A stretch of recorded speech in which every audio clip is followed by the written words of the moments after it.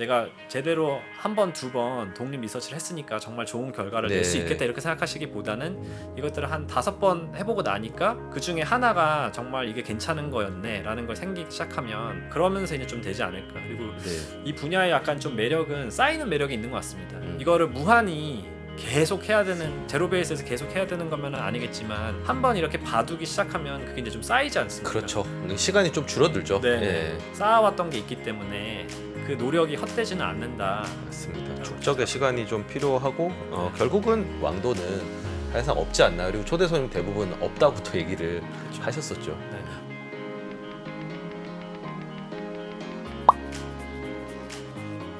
네, 달튼 인베스트먼트의 임성윤 매니저와 함께 얘기를 나누고 있습니다. 바로 이제 이어서 얘기할 부분이 사실 글로벌 스탠다드에 맞지 않는 가장 큰 우리나라 경영자들이 못하는 게 뭐냐 하면 자본 배치의 문제인 거잖아요. 익숙하지도 않고 왜 해야 되는지도 아직은 잘 모르겠고, 그리고 주가가 오르는 거가 뭐 어떤 분들은 또 그렇게 달갑지 않은, 예를 들면 상속을 앞두고 있거나, 그렇죠. 이제 또 나는 어차피 경영권을 매각하려고 하면 주가와 상관없이 그냥 프리미엄을 받고 넘기면 되니까 네. 그런 면에서 관심이 좀 적은 부분도 있을 텐데, 대부분은 이런 불이에 대해서 참는 한국 투자자들이 굉장히 많습니다. 네. 그러니까 이건 어쩔 수가 없는 거고, 뭐 어차피 저기서 에너지 쓰느니 그냥 다른 좋은 회사 찾으면 되지, 이렇게 대부분은 좀 회피를 하는데, 달튼과 그 임매니저님은 그래도 적극적으로 행동주의를 하시는 편. 심지어는 이제 미국에 계시지만 한국 기업에 대해서 적극적으로 하시고, 심지어는 뭐 국민연금에 레터를 보내신 적도 있으시고 굉장히 열심히 하시는데, 이거는 다들 힘들고 싫어하지만 하시는 이유 내지는 기대하는 부분, 혹은 그게 가능성이, 변할 가능성이 있다고 보시는 건지, 이 행동주의를 하는 배경에 대해서 좀 설명을 부탁드립니다. 네. 일단 저희는 일단 뭐 저희가 행동주의를 주력으로 하는 회사는 아닙니다. 그렇죠. 그래서 실제로 뭐 언론에 저희가 노출된 게 이제 행동주의 관련된 건이 많지만, 사실 그보다는 훨씬 더 많은 경우들이 저희가 뭐 비공개적으로 경영진과 굉장히 좀 우호적인 관계에서 뭐 대화를 나누고 의견 교류를 하고 그런 걸 훨씬 많고, 네. 오히려 이제 행동주의를 하게 된 그런 개별 케이스들은 저희가 좀 생각했던 것보다 네. 너무 의사소통이 안 되고 이게 문제라고 생각을 해서 좀 지적했던 부분이고요. 그래서 그런 관점에서 저희는 저희가 여태까지 해왔던 걸 봤으면서 시간은 좀 걸리지만 확실히 좀 개선의 여지는 있다라고 좀 생각을 하고 있습니다. 네, 변화가 그래도 옛날보다는 좀 그래도 우리 얘기를 들어주고, 네. 변화의 의지가 그래도 조금은 있다. 방향성 그렇죠. 자체는 느리지만 어쨌든 좋은 쪽으로 가고 있다라고 그렇죠. 보시는 네, 거죠. 네, 네. 그리고 제가 지금 말씀하셨던 부분에서 좀 가장 저희가 괴리라고 느껴지는 부분은, 그러니까 주주 가치에 좋은 게 있고, 그다음에 사업하시는 입장에서 좋은 게 있는 것 같습니다. 그러니까 원래는 이게 다 온라인이 돼야 되기 하는데, 우리나라 같은 경우에는 조금 어떻게 보면은 저희가 봤을 때는 좀 개선했으면 좋겠는 부분은, 어떤 사업에 있어서 의사결정을 하실 때 굉장히 사업의 규모를 키우는데 네. 좀 신경을 많이 쓰시거든요. 동감합니다. 네, 네. 규모를 키우고 내가 어떤 소위 말하는 이제 세를 불리고 미래 산업에 있어서 어떤 뭐 한 지위를 차지하겠다 이런 건데, 그 모델이, 그러니까 저희가 계속 저평가를 받는 이유 중에 하나도 그 모델이 굉장히 사실은 뭐 아까 전에 말씀드린 자본 투자 대비 수익률이 높은, 그리고 소위 말하는 에셋 라이트한 그런 비즈니스를 지향을 해야 되거든요. 근데 저희는 굉장히 캐펙스가 크고 이런 부분들, 저희가 물론 거기에 잘하기 때문에 그럴 수밖에 없는 것도 있지만, 너무 그쪽으로 이게 심화가 크다 보니까 이게 오히려 상황이 안 좋아지면은 또 굉장히 심하게 역으로 힘들 다칠 수 수도 있죠. 있고, 이게 크게 되는 거는 사실은 주주들이 걱정도 되게 많이 하는 부분입니다. 그러니까 이 비즈니스가 정말 굉장히 소위 말하는 굉장히 높은 캐시플로우를 창출해주고 투자가 많이 안 들어가도 되는 그런 분야면 너무 좋지만, 우리나라들은 올해 무슨 투자 몇 조, 몇십 조 하겠다 이런 것들이 채용을 뭐 굉장히 몇만 명 하겠다. 겁나는 예. 거거든요. 예. 그래서 이런 부분에서 볼 수 있는 것좀 굉장히 괴리가, 경영진이 나는 굉장히 열심히 하고 있고 나는 사업 잘하고 있고 이게 정말 미래를 위해서 정말 나는 이렇게 믿어서 이렇게 의사결정을 내린다고 하지만, 주주들이 봤을 때는 조금 더 잘할 수 있다. 그리고 조금 더 업그레이드 할 수 있다. 그리고 조금 더 리스크를 줄일 수 있다. 지금 말씀하셨던 그 조참 모임에서 저희가 미래지향으로 하는 것도 우리나라는 또 이렇게 그런 좀 군중 심리가 강하거든요.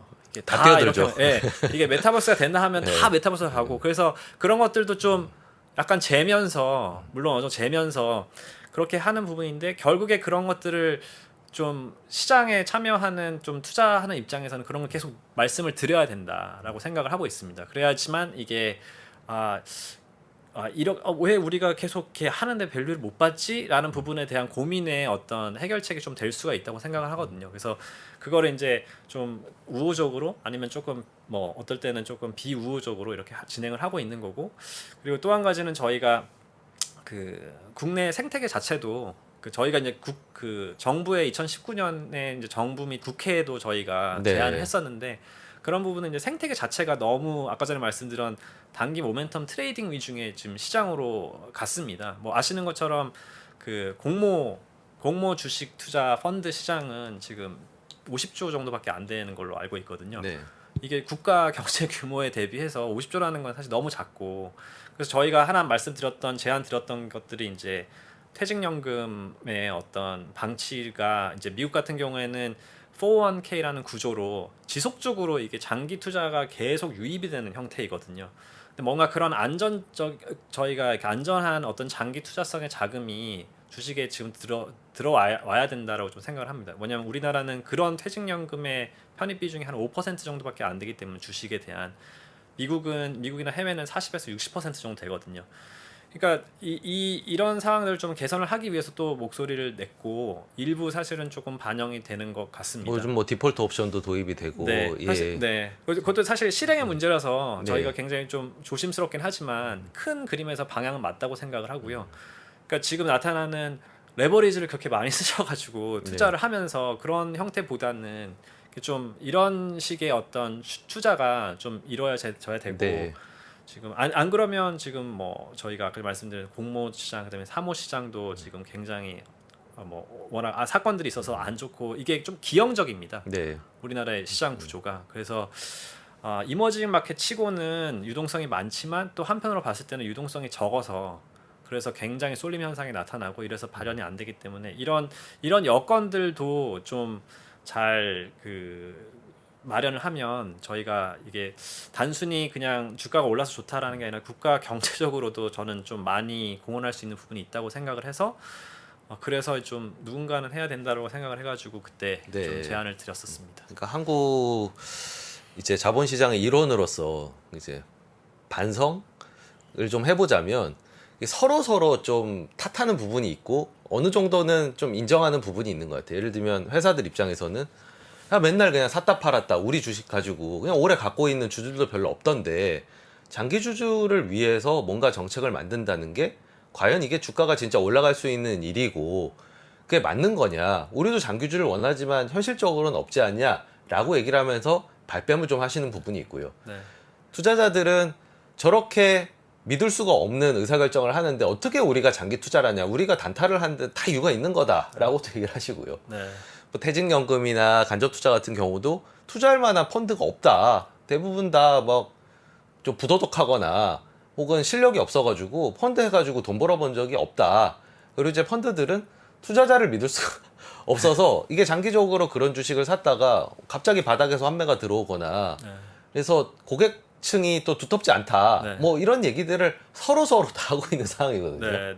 네, 맞습니다. 그래서 지금 어떻게 보면 굉장히 좀 안 좋은 쪽으로 고착화됐고 안 좋은 쪽으로 좀 악순환이 발생한 상황이긴 한데 그래도 사실 또 한편으로는 2020년 그 코로나 이후에 들어서면서 뭐 무조건 바람직하지는 않겠지만 그래도 좀 변화가 있었고 이런 부분들을 좀 소수의 케이스들에서부터 좀 풀어 나간다면 맞습니다. 성공 사례들을 저희가 만들어내야죠. 네, 좀 좋지 않을까 이렇게 생각하고 네. 있습니다. 그러니까 행동주의 하시면서 좌절도 좀 많이 겪으셨을 것 같은데 네. 좀 회사들의 이제 얘기를 하면서 가장 좀 답답하셨던 부분들 그리고 그래도 뭔가 좀 개선의 여지가 보였던 뭐 그런 사례 같은 게 있을까요?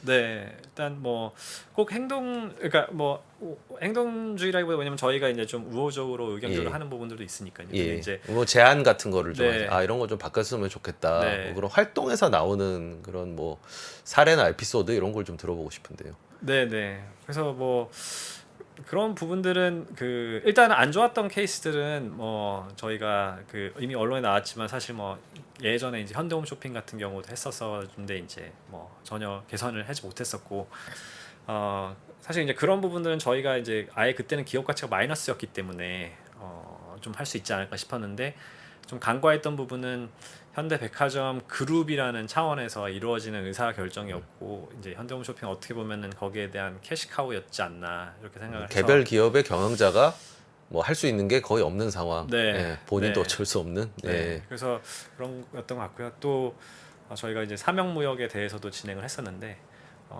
사실 사명무역 거는 좀 많이 아쉬움이 남습니다. 왜냐면 저희가 표대결 갔었는데 굉장히 근소한 차이로 떨어졌었거든요. 아, 그래서 이제 그런 부분들은 좀 아쉬움이 남지만 여전히 회사는 엄청나게 좋고 장기적으로는 굉장히 밸류가 있겠지만 그리고 실제로 저희가 해서 배당 정책이 수립이 되고 배당 그랬었죠. 성역이 예. 높아졌던 부분은 있습니다. 그래서 그런 부분에 대한 개선이 있고 그 이후에 지금 뭐 저희가 최근에 이제 뭐 제안을 드렸던 건 이제 SK. 근데 SK 같은 경우에는 저희가 뭐 적대적으로 뭔가 이렇게 말씀을 드렸다기보다는 뭐 굉장히 긴밀하게 저희가 의견 교류를 많이 제시하는 입장이고 또 굉장히 경청해 주시고 받는 방향으로 가고 있는 것 같습니다. 그래서 그런 부분에 대해서 이제 좀 외국인 투자자로서 워낙 관심이 없으시니까 이게 그래도 잘하고 있다라는 부분을 한번 좀 강조해 드리고 싶었고 다만 이제 조금 더 하실 수 있는 부분이 확실히 있으시다라는 걸 더 강조드리기 위해서 좀 공개적으로 드렸습니다. 그리고 아마 경영진께서도 뭐 많이 고민을 하고 계신 걸로 알고 있습니다. 네. 그래서 뭐 그렇게 보고 있습니다. 그러니까 기본적으로는 다 이게 현금 흐름을 많이 창출하는 그런 사업들 그리고 다 저평가된 상태. 하지만 그 막대하게 들어오는 현금을 잘 활용하지 못하는 그런 케이스라는 뭐 SK는 조금은 다르지만 앞에 케이스들은 그런 공통점들이 있네요. 네, 앞에 케이스는 뭐 너무 현저하게 명백하고 너무 심해서 저희가 조금 그렇게 강하게 좀 할 수밖에 없었던 부분이고요. 그렇지 뭐 그런 경우가 아니라 좀 우호적으로 가는 경우에도 비슷한 경우는 있지만 거기 그런 것들은 이제 예를 들면 저희가 뭐 금융사 몇 군데 이런 곳들은 저희뿐만 아니라 이제 본인 경영진들도 그런 판단을 하셨기 때문에 또 굉장히 바람직한 자본 배치를 하시고 또 네. 여건이 되시는 한에서 굉장히 이제 배당도 굉장히 늘리시고 다수주 매입 및 소각에 대해서도 굉장히 할 수 있는 방법을 좀 모색해 보시고 이런 노력들을 해서 실제로 좀 진행이 됐고 지금 되고 있는 중입니다. 네. 그리고 이건 좀 제가 개인적으로 좀 궁금한 건데 저는 이제 한국에 앉아 있잖아요. 그래서 한국의 어떤 소비 흐름이라든지 이런 것도 다 현장에 앉아서 또 느끼는 부분이 있고 그리고 뭐 탐방이나 콜이나 뭐 이런 것들도 좀 비교적 자유롭게 횟수도 좀 많이 가져가면서 하고 있는데 이제 미국에서 생활을 하고 계시고 사실 뭐 이렇게 들어오셔가지고 탐방 같은 것들을 좀 몰아서 진행을 하시겠지만 국내 매니저들에 비해서 한계가 좀 있을 것 같은데 이게 지역적으로 좀 떨어져서 미국에 앉아서 한국을 투자하는 거에서 오는 리서치적인 한계는 어떻게 극복을 하시나요? 일단 뭐 다행스러운 점은 저희가 뭐 어떤 소위 말하는 정보 매매를 통한 투자를 하지 않기 때문에 그렇게 막 시시각각 정보를 빨리 받아서 소화해서 뭔가 액션을 취하지 않거든요. 저희가 회전율이 굉장히 낮습니다.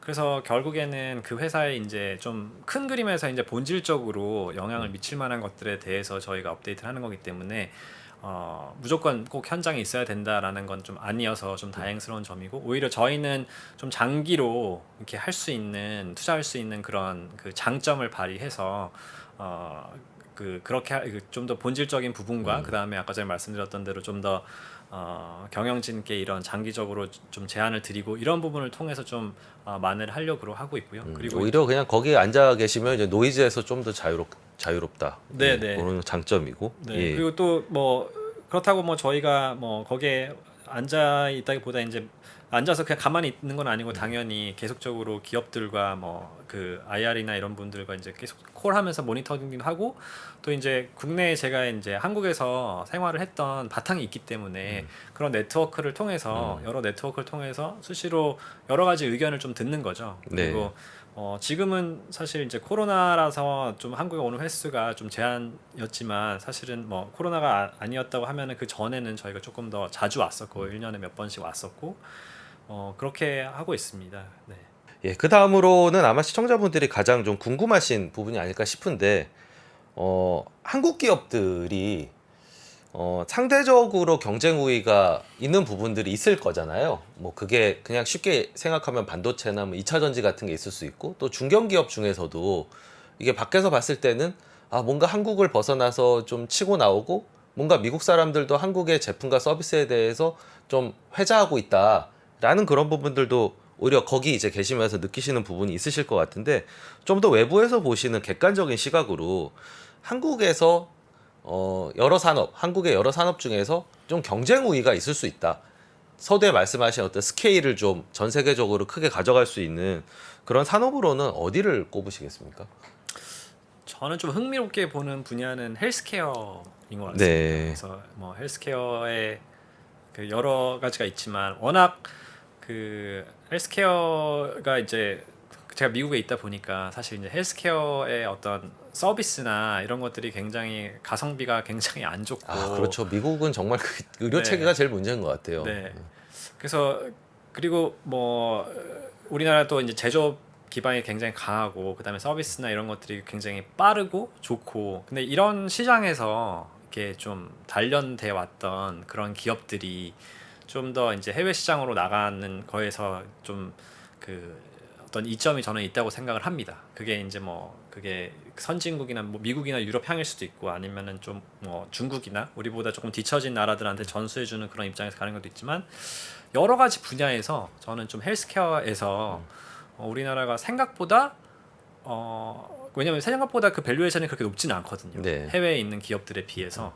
그래서 생각보다 품질도 좋고 그러면서 성장 여력도 굉장히 많이 있고 그러면서 이제 조금 도입이 되기 시작하고 왜냐면 제가 아까 전에 그 미국에 있었을 때 있으면서 또 일하는 거의 장점은 그 미국 현지에서의 예를 들면 뭐 파트너나 조인트 벤처 회사나 아니면은 뭐 고객이 될 수 있는 그런 뭐 의사들이나 이런 분들을 이렇게 만나면서 좀 제가 파악을 해볼 수가 있거든요. 그럼 거기서 이제 좀 느껴지는 그런 그 확인할 수 있는 부분들이 있기 때문에 그런 점들을 미뤄 봐서도 우리나라가 굉장히 그 다양한 분야에서 그게 뭐 미용적인 걸 수도 있고요. 아니면 이제 좀 치료적인 부분일 수도 있고 그런 부분에서 꽤 흥미로운 포지션들을 갖고 있는 분야들이 있다라는 네. 게 좀 확인이 됩니다. 그래서 그리고 말씀드렸던 대로 밸류에이션이 크게 해외 기업들의 왜냐면 헬스케어 산업 자체가 굉장히 사실은 뭐 투자자들이 좀 좋아하는 저 산업이지 높은 않습니까? 멀티플이 많이 형성이 되어 네. 있죠. 그리고 장기적으로 저희가 좀 꾸준히 니즈가 있을 수밖에 없는 분야이고 뭐 그리고 이제 전통적으로 항상 그 우리가 해외에 나갈 때는 ASP가 더 높게 가기 마련이거든요. 그러니까 우리나라 같은 경우에는 워낙 그 경쟁이 심하다 보니까 그렇죠. 가격이 낮게 형성되어 있는 이제 해외 같은 데에서 저희가 좀 그렇게 좋은 제품인데 ASP를 더 높게 받았기 때문에 이런 것들은 더 높게 도약할 수 있는 그 포텐셜이 있어서 헬스케어를 좀 재미있게 보고 있습니다. 네. 그리고 저는 근데 또 한편으로는 그 바이오 쪽도 그러니까 저희가 그러니까 가치 투자로서 이렇게 바이오 투자를 할 수 있을 경우는 그 이게 그러니까 결국에는 굉장히 리스크가 없을 때 하는 거라고 하거든요. 근데 네. 이제 한국 같은 경우에는 그런 케이스들이 있습니다. 그러니까 이거 사실은 바이오는 정말 까놓고 그러니까 결과가 나타날 때까지 어떻게 될지 아무도 모르죠. 모르는 네. 거지 않습니까? 그리고 무서운 거는 만약에 안 되면 그냥 이제 빵으로 갈 수 있기 때문에 굉장히 그래서 어려운 거거든요. 다만 이제 한국 기업 같은 경우에는 아까 전처럼 계속 기존에 하던 그 기반 위에서 이루어지는 경우들이 많고 뭐 그런 경우에 또 아니면은 뭐 지주사 같은 경우나 이런 경우들은 아예 뭐 그 가치를 전혀 반영 못한 그게 바이오가 아닌 뭐 저희가 흔히 말하는 뭐 CDMO나 이런 비즈니스들조차도 반영받지 못했기 때문에 그런 식으로 좀 굉장히 리스크가 없으면서 업사이드가 굉장히 열려 있는 거를 좀 그 보수적으로 접근할 수 있는 방안들이 있습니다. 예. 이거는 한국 말고는 힘들 것 맞습니다. 같은. 예, 그러니까 약간 구체적으로 서술을 해주시니까 좀 이해가 되는데 진짜 뭐 예를 들면 지주회사 밑에 이제 있는데 뭔가를 이제 신약을 개발을 하고 있어요. 근데 제로가 될 수도 있지만 이미 시장에서는 지주회사 밸류를 통해서 얘는 제로라고 이미 생각하고 있는 네. 경우들도 있고, 반대로 이제 터지면은 그만큼이 사실 업사이드로 묻어나야 되는데 뭐 그런 케이스들도 저도 가끔씩 접했던 것 같습니다. 네네. 네. 예. 그리고 경쟁 우위 외에 싼 종목이 많은 분야, 네. 한국 시장 전체도 싸지만 특별히 여기가 좀 싼 게 많은 것 같다라고 하는 영역은 어딜까요?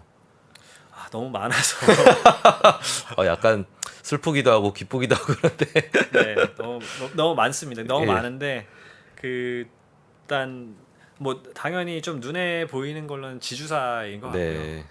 근데 지주사는 사실 뭐 시간이 상당히 걸리고 좀 풀어야 될 문제가 상당히 좀 많긴 한 것 같습니다. 왜냐하면 이미 시장에서 좀 싫어하는 그 상장 자회사 지분이라는 게 굉장히 많이 갖춰져 있는 형태이기 때문에 저는 사실 이제 뭐 중복 상장이라는 말 자체는 되게 좀 싫어합니다. 그리고 네. 해외에 그게 없는 것도 아니고 네. 다만 이제 워낙 그거를 싫어하는 상황인데 그런 것들이 너무 많이 되어 있습니다 이미. 그래서 이거를 뭐 어떻게 해소한다는 것 자체가 굉장히 좀 어렵기 때문에 시간은 걸리겠지만 다만 그 지주회사에서 좀 사실은 그래서 제일 강력한 거는 자사주 매입 및 소각이지 않을까. 네, 싼 상황을 이용해서 오히려 네. 예, 가치를 올릴 수 있는. 네. 뭐 지금 당장 주가가 안 오르더라도 지배주주나 경영진 입장에서는 그 본인이 가치 있는 사업의 지분율이 확 올라갈 수 있는 거거든요. 그래서 뭐 참고로 제 생각에는 그 최근에 발표한 그 텐센트의 대주주인 네스퍼스가 그 텐센트 지분을 이제 그 조금씩 계속 매도해서 네. 자기 지주사 그거를 이제 자사주 매입을 뭐 무한으로 하겠다라고 네. 하는 게 굉장히 좀 흥미로운 케이스인 것 같습니다. 예. 그래서 외국에서도 그런 사례가 있는데 네. 이거를 타개하기 위해서 이 정도까지 한다. 예. 심지어 우리가 원하는 수준의 그 디스카운트 할인 정도로 이렇게 좁혀지기까지 노력을 하겠다. 그냥 무제한으로 하겠다라고 일단 예. 얘기했거든요. 예. 그러니까 실제로 어느 정도까지 갈지는 모르겠지만 그 정도로 이렇게 해야 좀 되는 부분이라고 보고, 그래서 그런 단에서 이제 지주사가 사실은 큰 관점에서는 굉장히 그 기회는 있는 것 같은데 굉장히 좀 선별적이어야 될 것 같고 네. 그리고 좀 인내심이 필요한 그런 분야라고 생각됩니다. 그 외에는 사실은 뭐 좀 또 눈에 들어오는 건 이제 금융사, 네. 금융회사가 또 좀 많이 눈에 보입니다. 그래서 금융회사도 비슷한 부분인 것 같습니다. 그러니까 두 가지로, 하나는 이제 그 자사주 매입 및 소각이 마찬가지로 좀 필요한 분야인데 결국에는 이제 그거가 연결돼서 사업적으로도 규제가 조금 많이 있는. 근데 규제가 있다고 해도 사실 좀 너무 심하긴 하고요. 네. 밸류에이션 단에서. 다만 그러다 보니까 이제 배당 수익률이 뭐 많게는 10%씩 그렇죠. 나오는 요즘에 거니까. 10% 넘는 것들이 이제 나오기 시작을 네. 했죠. 예. 그래서 뭐 이런 부분들이 좀 있고 뭐 그 외에도 사실 뭐 굉장히 많습니다. 근데 이제 대부분이 좀 시크리컬한 것들이 많아서 네. 이런 부분들은 조금 조심스럽긴 합니다. 사이클이 좀 바뀌면 뭐 PER 한두 배였던 것들이 갑자기 8배, 10배 이렇게 될 수 있는 분야라. 그 미국이나 이제 해외 지주사 뭐 네스퍼스 얘기도 해주셨는데 또 많이들 얘기하시는 게 뭐 해외는 지주사가 다 자회사를 그냥 통으로 다 들고 있고, 그리고 뭐 지주사지만 사실 연결로 다 보기 때문에 크게 이렇게 우리나라에서 인식하는 것만큼 홀딩이 붙어 있다고 해서 너는 본 사업이 없잖아라고 얘기하지 않는다는 주장도 있는데 뭐가 진실인가요? 시장마다 다른 것 같습니다. 그래서 시장마다 뭐 아까 전에 말씀 미국 같이 대표적인 케이스에는 사실 상장 자회사가 있는 경우가 거의 없습니다. 그렇죠. 네. 예, 대표적으로 뭐 예를 들면 알파벳도 홀딩스인데 네. 우리나라 왔으면은 뭐 유튜브도 뭐 상장시키고 막 이렇게 해서 막 유튜브도 상장돼 있고 알파벳도 해서 구글도 상장돼 있고 이러지 않겠느냐라고들 많이들 이제 언급을 하시거든요. 근데 미국은 전체적으로도 진짜 그런 일들은 잘 하지 않나 보네요. 네네. 그 오히려 그렇게 보통 만약에 좀 상장 자회사를 그러니까 자회사를 상장시키겠다 이런 경우는 대부분 그 결국에는 그 자회사를 매각하기 위한 수순이고요. 그리고 그걸 하기 위해서 이제 저희처럼 이렇게 신주 발행을 통해 가지고 하는 경우보다는 그냥 구주를 어느 정도 이렇게 상장하면서 이제 매각을 하고 나머지 것도 이제 순차적으로 매각해 나가거나 네. 근데 사실은 미국 기업들이 주주들이 원하는 게 뭔지를 잘 알아서 이런 경우에도 심지어 리스팅을 시켜놓고 나머지는 소위 말하는 이제 인적 분할 형태로 돌립니다. 네. 그러니까 인적 분할이라는 게 이제 상장이 되어 있는 자회사의 주식을 그냥 모회사 주주들한테 나눠주는 거죠. 네. 그냥 나눠주게 되면 이제 주주 입장에서는 그냥 내가 자회사 가치가 있어 이런 게 아니라 실제 주식으로 받는 거다 보니까 그 가치가 발현이 되거든요. 그래서 사실 미국이 그게 굉장히 극단적으로 좀 잘하는 나라입니다. 특히 그런 가치 발현을 위해서 인적 분할, 소위 말하는 이제 스핀오프라고 해서 뭐 대표적인 사례가 이제 IAC라고 네. 그 인터랙티브 코프라고 이제 저희가 아는 익스피디아나 아니면 뭐 데이팅 사이트나 이런 것들을 인터넷 미디어 업체를 많이 갖고 있는 회사인데 이 회사는 성장 자체를 그렇게 했습니다. 그러니까 온라인 업체를 인수를 해서 키운 다음에 인적 분할로 떼내고 그다음에 또 그 자금으로 갖고 또 해난 다음에 인적 분할로 떼내고 그렇게 해서 인적 분할로 떼내 가지고 지금 뭐 익스피디아도 그렇고 익스피디아 지분을 이 회사가 갖고 있지는 않거든요. 이 회사의 주주였던 분들이 갖고 그렇죠. 뭐 매치닷컴도 네네 예, 매치닷컴도 그렇고요. 그래서 그런 IAC가 그렇게 해서 사실은 이제 어떻게 보면은 가치 투자 그 자들 사이에서도 굉장히 그 주주 친화적인 인수합병뿐만 아니라 이거를 정말 가치 발현까지 끝장을 잘 보는 케이스로 되게 유명한 케이스입니다. 그래서 그런 게 이제 미국에 정말 좀 잘하는 그 분야이고 사실 한국 기업이 이렇게만 한다 그러면 네. 굉장히 좀 센세이션 할 것 같은데 근데 이런 시장이 있는 반면에 사실 유럽 같은 경우에는 우리랑 비슷한 구조가 많습니다. 네. 그러니까 우리처럼 상장 자회사가 있고 대신 NAV 디스카운트가 그렇게 크지가 않죠. 그래서 이거는 사실 원인을 저도 정확하게는 잘 모르겠지만 예. 여기는 자사주 매입 및 소각도 일부 하고 그리고 기본적으로 좀 시장에 신뢰가 있는 것 같습니다. 이 기업들에 대한 그리고 이 기업들은 이제 비상장 그 뭐 벤처 캐피탈이나 이런 것들도 있는데 그런 것들에 대한 NAV 디스카운트를 꾸준히 이렇게 보여주거든요. 우리가 NAV가 Net Asset Value가 어떻게 구성되어 있는지를 확실하게 업데이트를 매 분기별로 하면서 우리가 그리고 엑시트했던 것들에 대한 가치가 이렇게 반영이 됐던 걸 계속 네. 계산하면서 우리가 지주 회사로서 자본 배치를 이렇게 잘하고 있다라는 걸 잘 보여줍니다. 그래서 네. 그런 믿음 때문인지 NAV 그 디스카운트가 별로 낮지가 않습니다. 유럽의 사례는 잘 몰랐던 거라서 상당히 좀 흥미있게 근데 들리고요. 반면에 근데 반면에 이제 홍콩이라던가 네. 필리핀이라던가 이런 경우에는 예. 좀 우리나라 같은 비슷한 사례들이 생깁니다. 네. 홍콩 그렇죠. 홍콩도 정말 많죠. 네, 부동산 그렇죠. 들 많이 갖고 있는 지주회사들 이런 거의 할인율을 보면 정말 우리나라 지주사 못지 않은 것 같더라고요. 네, 거기도 좀 이렇게 피라미드 형태로 네. 손자 회사 동남아 이렇게까지. 사업들을 네. 갖고 있는 홍콩의 지주회사라든지 네, 이런 게 사실은 저희 중국팀에서도 한 번씩 꼭 이제 토의의 대상으로 올려주는 이게 너무 싼 거 아니냐. 네. 근데 잘 그렇게 리스팅 잘 안 되더라고요. 네, 그래서 아무래도 좀 아시아권에서는 아직도 그것도 이제 사실 홍콩이나 이런 데 비슷하거든요. 우리나라처럼 지배주주한테 다 네 거냐 네. 이렇게 하면서 좀 항의하는 경우도 많이 있고 그래서 아무래도 좀 그 아시아권은 아직 그런 것도 있고 이제 그거에 좀 극단적인 케이스가 좀 우리나라 그다음에 이제 일본 이렇게 좀 되는 것 같습니다. 일본도 사실은 소프트뱅크가 그런 케이스였고 소프트뱅크가 사실은 알리바바의 지분을 엄청 팔아서 자사주 매입하면서 그랬죠. 확 이렇게 올랐었거든요. 다만 이제 또 이제 본업이 엄청 힘들어지다 보니까 이렇게 해서 거기도 여전히 NAV 디스카운트가 굉장히 큽니다. 그래서 이런 현상들이 좀 아시아권에서 더 많이 나타나는 것 같습니다. 결국은 이제 자본 배치로 좀 풀어야 되는 문제라고 이제 미국의 케이스를 보면 좀 힌트를 좀 얻을 수가 있겠고 네. 사실 SK에 제안을 하신 것도 SK가 지주회사 중 가장 잘하고 있지만 이제 약간은 좀 선진적인 부분까지 하면 되게 좋은 선례가 되겠다 해서 또 제안을 하신 거 아닌가라는 생각이 드네요. 네, 맞습니다. SK가 아무래도 제일 그런 변화에 좀 선도하는 입장에 있다고 저희는 좀 생각을 하고 있고 그래서 좀 더 힘을 내셨으면 좋겠어서 네. 했습니다.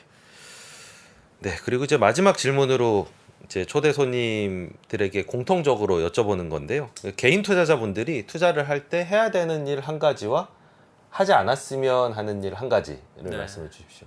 네.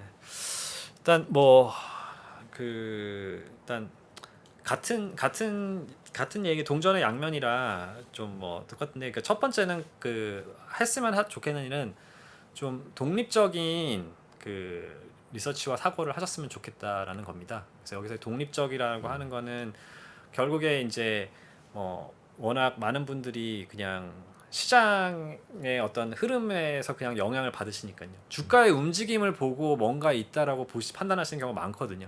물론 있긴 있습니다. 거기 그 마켓이 주는 신호도 있지만 그게 뭔가 맞을 거다라는 생각이 항상 좀 강하신 부분이 있는 것 같고, 그래서 좀 독립적으로 사고를 하시고, 그리고 그 독립적인 사고는 아까 전에 말씀드렸던 안전마진이나 이런 부분에서도 절대 가치를 좀 더 볼 필요가 있다고 생각을 합니다. 그러니까 많이 시장에 취해 있을 때는 상대적으로 이 회사도 멀티플 30 받으니까 나도 30 받아야 되는 거 아니야 이렇게 생각하는데 네. 30 자체가 맞는 수치인지는 모르고 지금처럼 올해처럼 조금만 금리가 변경되니까 네.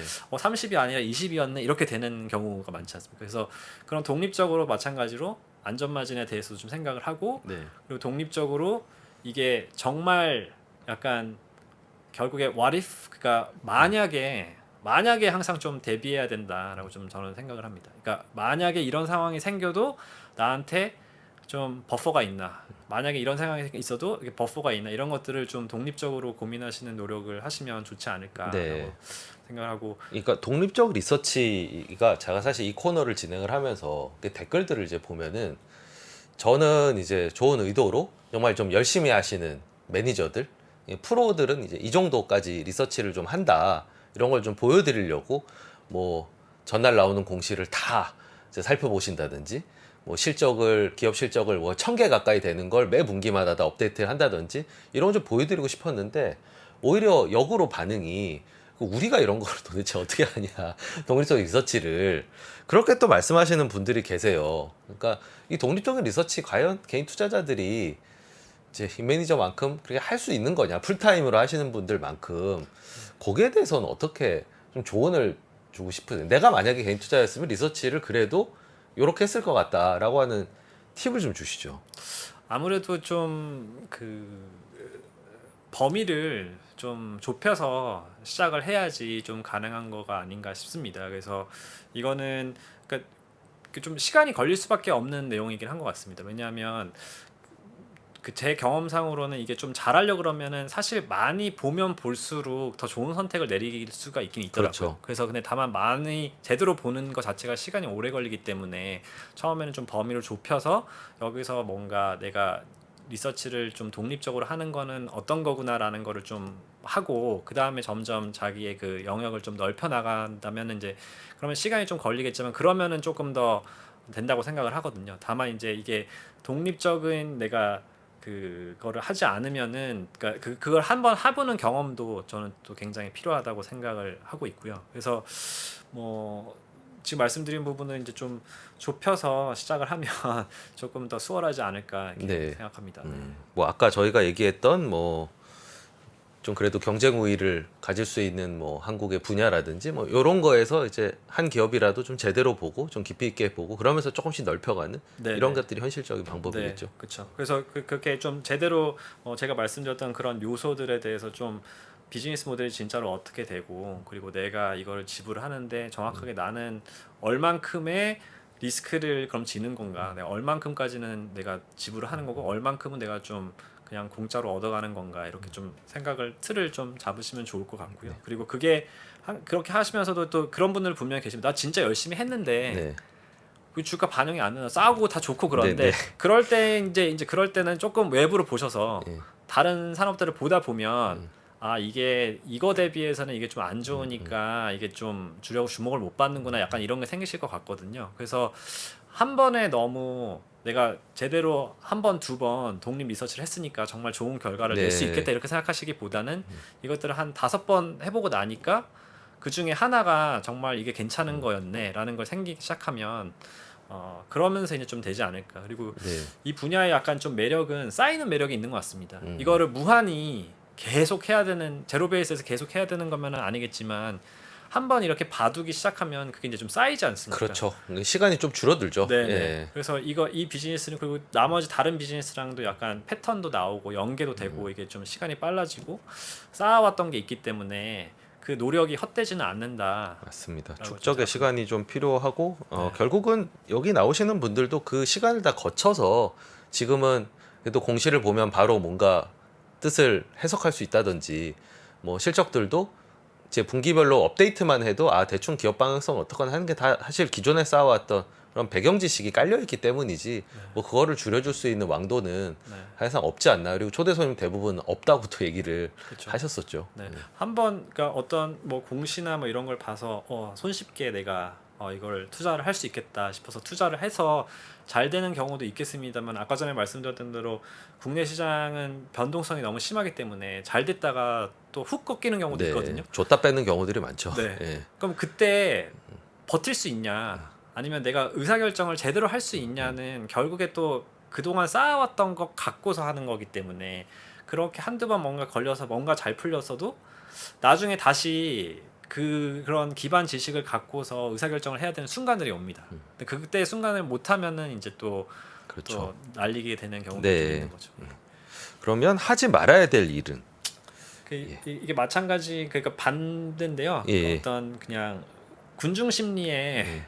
그러니까 그 가지 말자. 그러니까 좀 쏠리거나 군중 심리나 뭐 이런 그 부안의 동 이런 게 좀 제일 큰 것 같습니다. 그러면 뭐 답은 좀 명쾌하시니까 그 임매니저님의 보스 더 네. 이제 오랜 경력을 가지시고 이제 뭐 다른 나라들까지 이제 보면서 심지어는 IMF 때 한국을 투자하기로 뭐 지금 생각하면 쉽지만 사실 당시에 사실 쉬운 일은 아니잖아요. 그렇죠. 네. 예, 국가가 망할 수도 있는 상황에서 거기 있는 개별 기업들에 투자를 했다는 건데 그런 결정을 하실 수 있는 분들 군중에 휩쓸리지 않고 그런 분들은 어떤 배경과 혹은 뭐 타고난 혹은 그걸 훈련하는 그걸 옆에서 보시면은 어떻게 그런 능력이 생겨 있으신 건가요?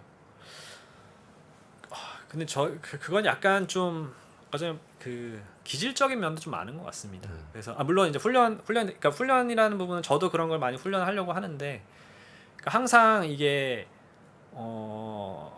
그러니까 오히려 저희 대표님 같은 경우에는 조금 너무 극단적으로 그 반대 방향에 서시려는 경향이 강하시거든요. 아 너무 네, 그러니까 너무라고 극역발상을 네, 예. 근데 너무라고 하는 부분은 본능적으로 이게 좀 훈련이 그렇게 돼 있어서 모르겠는데 뭔가 굉장히 너무 각광받고 있다 하면 이거는 좀 피해야 될 거. 아니면은 너무 인기가 없다. 그럼 이건 봐야 될 것 같은.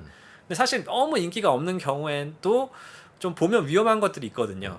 그런 것들은 사실 더 조금 면밀하게 보셔야 되는데 본능적으로 이건 인기가 너무 없네. 그럼 너무 좋아하시고 이렇게 저희가 말하는 대로 이렇게 식욕이 막 예. 생기시는 거죠. 근데 이제 그런 게 약간 어느 정도 이렇게 몸에 좀 체화가 되어 있는 것 같습니다. 그래서 이게 항상 내가 봤을 때 내가 지금 소위 말하는 그냥 레밍 중에 한 마리인가? 라거나 아니면은 내가 그래서 항상 그 조금 한 발짝 떨어져 가지고 다른 시각으로 한번 검토해 보는 모두가 뭐 작년에 뭐가 좋다라고 했을 때 그때 우리나라 이렇게 단기 모멘텀 되게 강한데 이때 내가 들어가는 게 이게 맞는 건가 이 생각을 항상 하는 게 저는 좀 그냥 그 의식적인 노력이 제일 좀 중요하다고 생각을 합니다. 만약에 이제 임 매니저님이 한국에서 어떤 종목을 발굴을 했는데 네. 그게 완전 소외된 건 아니고 그래도 어느 정도의 관심을 좀 받고 있는 분야면 그걸 이렇게 그 아이디어 올렸을 때 그건 너무 인기가 많지 않아 더 소외된 걸 가지고 오라고 뭐 이런 식으로 반응을 하시나요? 그랬던 적도 있습니다. 그래도 그랬던 적도 있었고 그거에 대해서 이제 좀 거기서 이제 좀 논의가 발생을 하는 거죠. 그러니까 저희가 이거는 어느 정도 했지만 이 경영진과 이 산업과 뭐 이 회사 이 비즈니스 모델의 잠재력이나 이런 것들을 봤을 때는 프리미엄은 사실 조금 주는 게 네, 맞습니다. 훨씬 안 좋고 예, 가야 될 길이 더 여기는 멉니다. 인기가 너무 없지만 정말 인기가 없는 이유가 있고 이게 나중에 변화하기까지는 굉장히 오래돼 보인다라는 걸로 많이 되고요. 그래서 그런 부분에서 사실 그 부분에서 좀 저희 대표님이 좀 설득이 되는 부분은 그 아까 전에 말씀드렸던 그 경영진에 대한 부분이 좀 큰 것 같습니다. 그러니까 경영진이 믿을만하다. 네, 예. 그러니까 믿고 우리가 진짜 이분들은 의지가 있고 이렇게 하구나. 그러면 그러면은 좀 확실히 믿을 수 있겠구나. 반대로 너무 싼데 경영진이 뭐 만나고 싶어 하지도 않고 뭐 정말 없다 그러면 이것들은 저희가 막 뭐 잘 될 수도 있겠죠. 근데 이거는 정말 어떻게 보면 리스크 테이킹이라고 더 생각을 하거든요. 이분들이 사실 정말 의사가 없어서 10년 동안 아무것도 안 하실 수도 있고 아니면은 뭐 그 사이에 또 뭔가 다르게 해가지고 오히려 더 안 좋게 할 수도 있는데 그래서 그것들은 그 인기 없는 이유가 좀 있고 더 조심해야 되는 부분일 수도 있다고 생각합니다. 네.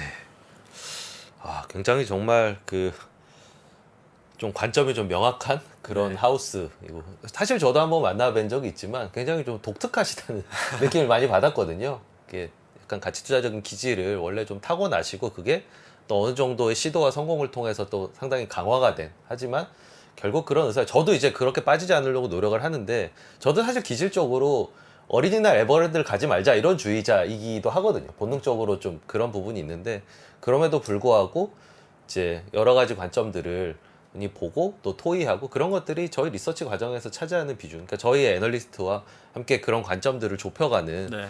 그리고 기회 요인을 포착하는 이런 것들은 또 저희가 그런 어떤 시스템 하에서 하는 그런 일 중에 굉장히 중요한 부분이 아닌가라는 생각이 들었습니다. 네. 예, 지금까지 달튼 인베스트먼트의 임성윤 매니저와 함께했습니다. 네, 시청자분들께서 미국의 가치투자 하우스는 어떻게 한국 시장을 바라보고 어떤 관점을 가지고 그렇게 오랫동안 투자를 이어오고 있는지 이런 부분에 대한 이해도가 좀 높아지는 그런 시간이 되었기를 바랍니다. 네, 한국 일정도 바쁘실 텐데 이렇게 귀한 시간 내주셔서 좀 그 긴 얘기를 들려주신 임성윤 매니저님께 감사드립니다. 네, 초대해 주셔서 감사합니다. 네, 감사합니다. 전자신문과 3프로TV가 투자에 대한 고민을 함께 나누는 자리를 마련했습니다. 향후 주식시장이 어떻게 될지 하락장에서 매매하는 방법과 그리고 부동산에 대해서도 함께 이야기해 보겠습니다. 자세한 사항은 3프로TV 영상 하단 유튜브 커뮤니티를 확인해 주세요.